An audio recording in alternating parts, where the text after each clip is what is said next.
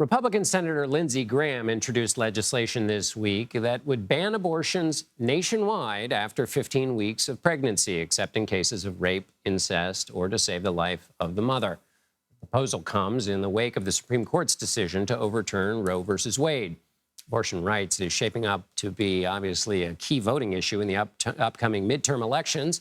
A CBS News poll from last month found 59% of likely voters who were surveyed said abortion was a very important issue in their vote for Congress. So for more on this, I want to bring in Molly Ball. She is a national political correspondent for Time magazine. Molly, it's good to see you. Thank you for being with us. So I want to start, before we get to the politics, policy. What is Senator Graham proposing? And give me a sense of the nature of the debate.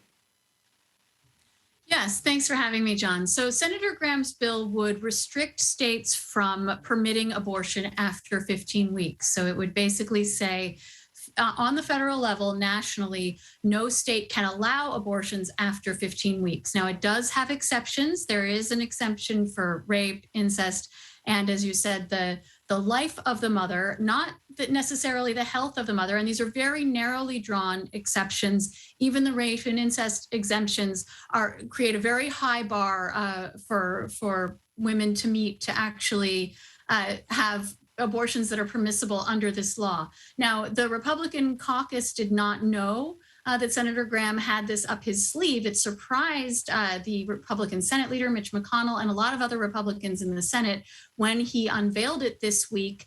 And we're hearing a lot of grumbling from Republicans. I think Senator Graham's intention was to try to strike a sort of a compromise, to stake out a middle ground, because a lot of Republicans have been frustrated that there hasn't been more attention paid to what they see as Democrats' extreme position on this issue. But instead, what it has done has been to draw attention to Republicans' desire to restrict abortion nationally. And so talking about the policy rather than the politics, the effect of this bill would mean that a lot of blue states that have relatively few restrictions on abortion would have far more limitations on abortion, even if it would, permit some states to continue to have abortions up to that 15-week limit, which is past the first trimester, when we know the vast majority of abortions actually occur.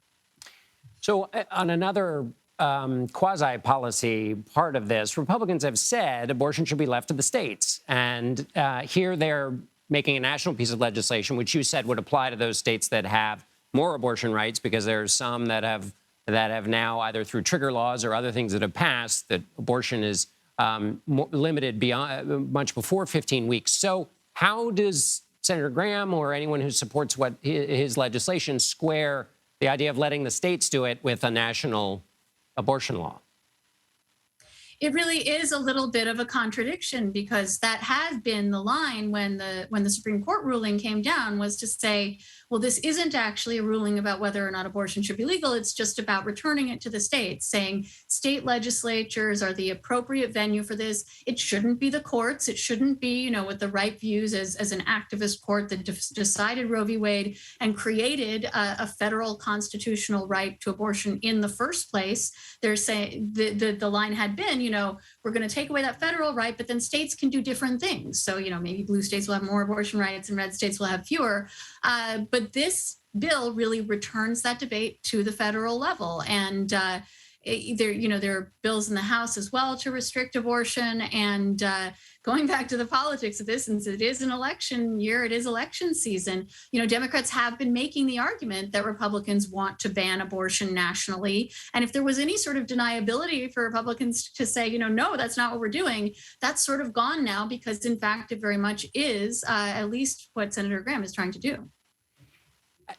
Give me your political context for this. Do senators often in election years go running their own plays on arguably the most volatile issue in politics right now, given that the play they were running was that this election should be a referendum on the sitting president, who has low approval ratings, where inflation is high and the economy is bad also?